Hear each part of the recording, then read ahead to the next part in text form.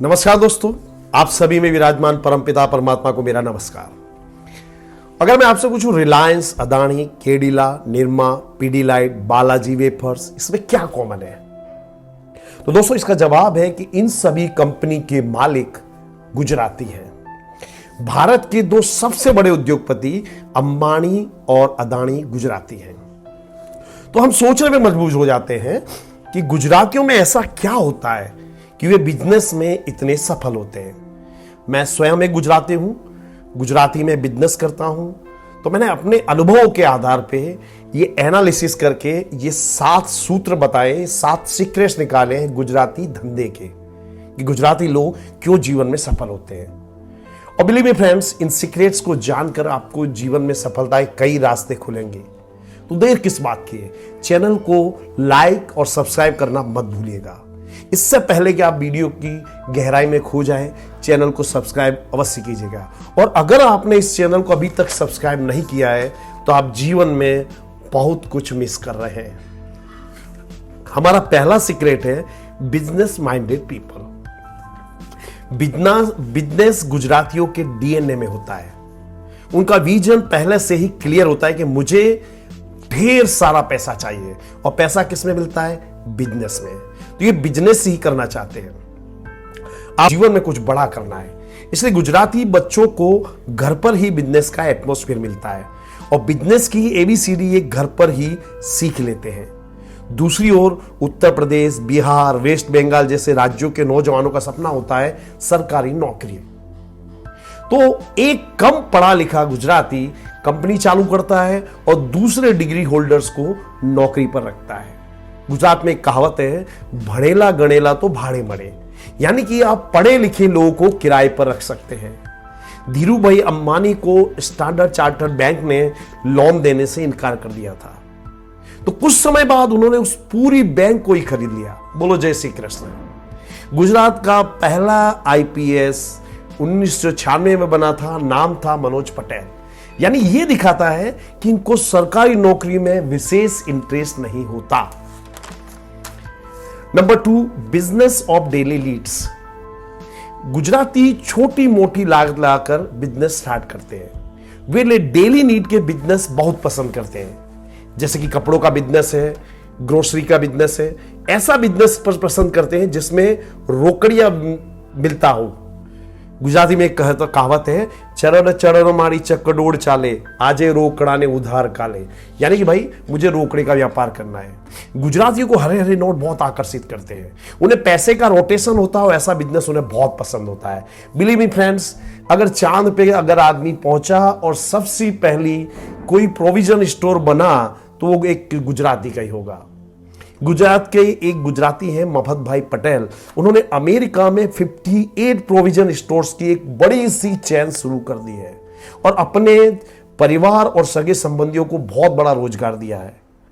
गुजरातियों का एक सिद्धांत होता है, कोई भी धंधा छोटा या बड़ा नहीं होता और धंधे से बड़ा कोई धर्म नहीं होता। गुजराती बिना किसी शर्म संकोच के मेहनत ईमानदारी से बिजनेस करने को तैयार रहते हैं। धीरू भाई अंबानी शुरुआत में मेले में पकोड़े बेचने का काम करते थे।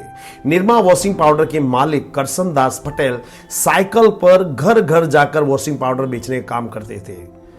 गौतम अडानी इंडस्ट्रीज के मालिक, ये इनकी अहमदाबाद में रतनपुर में एक साड़ियों की दुकान थी। छोटा मोटा बिजनेस था।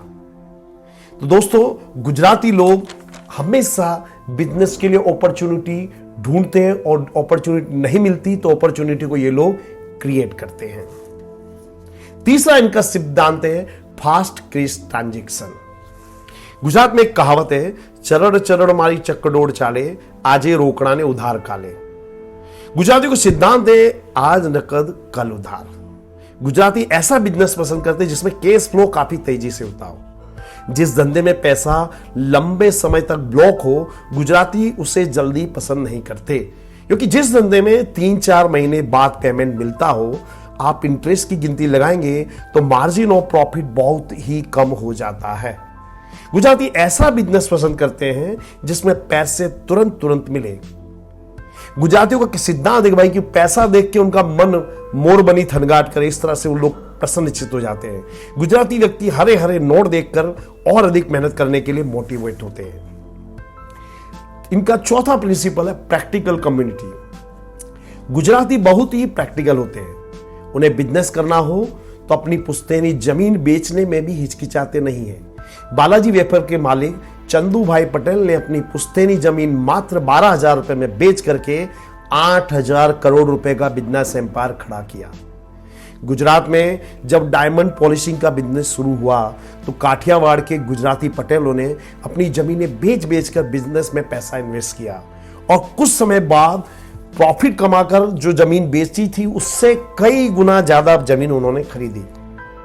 जबकि अन्य राज्यों के लोग इमोशनली ऐसे बोल्ड डिसीजन नहीं ले पाते, वे अपने कंफर्ट जोन से बाहर नहीं आ पाते।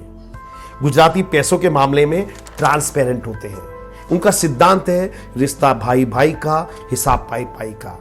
यदि वो अपने सगे भाई को भी पैसे देते हैं तो अपेक्षा रखते हैं कि उन्हें पैसा सही समय पर मिले और पैसों पे इंटरेस्ट भी लेते हैं। इसे कहते हैं विन विन फॉर्मूला। जब बच्चा 21 साल का हो तो माँ बाप चाहते हैं कि वो अपने पैरों पर खड़ा हो जाए। गुजरात में यदि भाइयों में मन मुटाव हो तो वो बड़े प्रेम से अलग हो जाते हैं और रिश्ता हमेशा बना रहता है। वे जबरदस्ती इकट्ठे रहने की कोशिश नहीं करते। मैं देख रहा हूं कि गुजरात में कईयों कंपनीज सैकड़ों वर्षों से पार्टनरशिप में काम कर रही हैं और जो पार्टनर्स हैं वो अलग अलग कम्युनिटी के हैं। एक शाह है और एक पटेल है। शाह और पटेल की जो जॉइंट वेंचर है कईयों साल से चली आ रही है। इनका पांचवा सिद्धांत है ट्रेनिंग फ्रॉम चाइल्डहुड। गुजरात में बच्चों को घर से ही बिजनेस की ट्रेनिंग दी जाती है। एक करोड़पति का बच्चा भी 18 साल की आयु तक साइकिल से ही काम चलाता है उसको, ताकि उसे पैसों का मूल्य मालूम चले। गुजरात के एक बहुत बड़े हीरा व्यापारी हैं सवजी भाई धोलकिया। वे अपने परिवार के साथ रेस्टोरेंट में गए। बच्चों ने खाने का ऑर्डर दिया तो सब्जी भाई ने नोटिस किया कि एक पापड़ की कीमत थी 50 रुपए। उन्होंने कहा 50 रुपए के पापड़ में तो घर पर 10 दिन तक पापड़ बना कर खाए जा सकते हैं। इस पर उनके बेटे ने कहा हम वस्तु की प्राइस नहीं देखते। इस पर सब्जी भाई ने निश्चय किया कि वे अपने बच्चों को पैसों का मूल्य सिखाएंगे।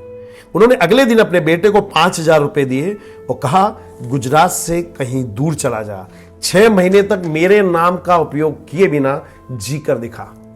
बेटा निकल पड़ा। वो दक्षिण भारत के अलग अलग शहरों में रहा। उसने सरवाइव करने के लिए वेटर का काम किया, झूठे बर्तन साफ किए, गाड़ियां साफ की, तब उसे पैसे का मूल्य का पता चला। इसके बाद सब्जी भाई ने अपनी विरासत अपने बेटे को सौंपी। मेरे एक मित्र हैं अहमदाबाद में, उनका रियल एस्टेट का बिजनेस है, केमिकल का भी बिजनेस है, 300 करोड़ रुपए के आसामी है। जब उनका बेटा 21 साल का हुआ तो उन्होंने अपने बेटे को एक बाइक दी और कलोल में स्थित केमिकल कंपनी संभालने को कहा। वो लड़का हर रोज 200 से 250 किलोमीटर बाइक से ट्रैवल करता था, अलग अलग जगह जाता था, जबकि उसके पिता उसे महंगी से महंगी कार दिला सकते थे। पर उन्होंने 4 वर्ष तक अपने बेटे को घिसा डायमंड की तरह। और जब वह बेटा 25 साल का हुआ, बिजनेस की ABCD सीख गया, तो उसे बर्थडे पर मर्सिडीज कार गिफ्ट की और अपनी कंपनी का MD बनाया। और एक बात और स्पष्ट करूं, मेरे यह मित्र मात्र 7 चौपड़ी पढ़े हैं, यानी कि मात्र 7 क्लास पास है। अपनी सिग्नेचर भी गुजराती में करते हैं। इनका जो 6 प्रिंसिपल है वो है कनेक्शन विथ रूट्स। दुनिया के हर कोने में आपको गुजराती मिलेंगे। एक कहावत है, जहां ना पहुंचे बैलगाड़ी वहां पहुंचे मारवाड़ी, और जहां ना पहुंचे मारवाड़ी वहां पहुंचे पटेल पटलानी। अमेरिका में गुजरातियों ने अपनी कॉलोनीज बना ली है, लेकिन दुनिया में गुजराती कहीं भी रहे वे अपनी जड़ों को कभी नहीं भूलते। गुजराती अपनी भाषा, भोजन, संस्कृति से बहुत प्रेम करते हैं। आपको गुजरात में गोवा, केरला में गुजराती होटल्स देखने को मिलेंगे। मुकेश भाई अंबानी ने आज भी अपने मूल गांव चोरवाड़ में अक्सर आते जाते रहते हैं। भारत का सबसे धनवान गांव है धर्मज। यहां के हर परिवार में से कई लोग विदेशों में स्थिर हो गए, परंतु वे अपने गांव को समृद्ध बनाने के लिए काफी पैसा इस गांव में भेजते हैं। इस गांव के बैंकों में 5,000 करोड़ रुपए पड़े हुए हैं, यानी इससे आप अंदाजा लगा सकते हो कि गांव कितना समृद्ध होगा। और वर्ष में एक बार हर व्यक्ति अपने गांव की मुलाकात अवश्य लेता है। गुजरातियों की सेंस ऑफ कम्युनिटी जबरदस्त होती है। ये अपने मित्रों संबंधियों से अनेक प्रसंगों और त्योहारों पर मिलते हैं। दिवाली के बाद गुजरात में नए वर्ष की शुरुआत होती है। इसे बेस्तु बरस कहते हैं। इस दिन प्रत्येक गुजराती अपने मित्रों संबंधियों से मिलने जाता है, एक दूसरे की खुशी में शामिल होते हैं और सुख दुख में एक दूसरे के साथ खड़े होते हैं। यदि कोई गुजराती धंधे में निष्फल जाता है तो अन्य लोग उसकी आर्थिक सहायता करते हैं। उसे अपने समाज से बहुत ही कम इंटरेस्ट पर लोन मिल जाती है और फिर वो व्यक्ति फिर से समृद्ध हो जाता है और अपना जो कर्जा है उसको लौटा देता है। गुजरात में समूह लगन रखे जाते हैं ताकि शादियों पर होने वाला जो फिजूल खर्चे है उससे रोका जा सके। इन समूह लगनों में अमीर गरीब की बेटियों का एक साथ विवाह होता है। इससे समाज में जो आर्थिक भेदभाव की खाई है वो काफी हद तक दूर होती है। सातवां सिद्धांत है धर्म प्रेम। मैंने पारसी, ज्यूस, मारवाड़ी, गुजराती के बिजनेसमैन के जो सिद्धांत है उनको स्टडी करके मैंने पाया कि ये जो कम्युनिटीज है इनकी सफलता का सबसे बड़ा राज है धर्म प्रेम। गुजराती प्रजा धर्म प्रेमी होती है। गुजरात के जैन व्यापारियों ने पूरे भारत में असंख्य मंदिर और धर्मशालाएं बनवाई। इसी प्रकार मारवाड़ी व्यापारियों की अपने इष्ट देव में अटूट श्रद्धा होती है। गुजरातियों को भी अम्बे मां, भगवान कृष्ण अपने इष्ट देव में अटूट श्रद्धा होती है जो इन्हें कभी हारने नहीं देती। गुजराती दान देने में काफी आगे होते हैं। गुजरात में ऊंझा में उमिया माता का पवित्र धाम है। यहां के गुजरातियों ने 200 करोड़ से ज्यादा धन इकट्ठा करके भव्य मंदिर, धर्मशाला, हॉस्पिटल बनवाया है। गुजरात के हीरा व्यापारी हैं सौजी भाई ढोलकिया। हर वर्ष कई गरीब बच्चियों का यह विवाह करवाते हैं। सौजी भाई अपने एम्प्लॉइज को बोनस में फ्लैट्स और कार देते हैं। गुजराती मितव्ययी होते हैं, परंतु जहां समाज कल्याण और धर्म की बात होती है तो कभी पीछे मुड़कर नहीं देखते। धर्म के प्रति इस सम्मान के चलते इनमें एथिक्स देखने को मिलते हैं। गुजरातियों का सिद्धांत है कोई नु खोटू करवू नहीं अने कोई नु खोटू लेवू नहीं, यानी किसी का भी बुरा नहीं करना, कोई भी गलत काम नहीं करना, बेईमानी का पैसा नहीं लेना है। गुजरात में दोस्तों करोड़ों रुपए की डील एक जुबान पर हो जाती है। देना बैंक के मूल स्थापक थे देनकरण नानजी। जब ये आर्थिक रूप से बर्बाद हो गए तो इन्होंने अपनी सारी संपत्ति बेच करके लोगों का कर्ज चुकाया और फिर से अपने बिजनेस को एस्टेब्लिश किया। तो यदि आपको ईश्वर में श्रद्धा है, आप मेहनती हैं, ईमानदार हैं, तो आपकी सफलता निश्चित है।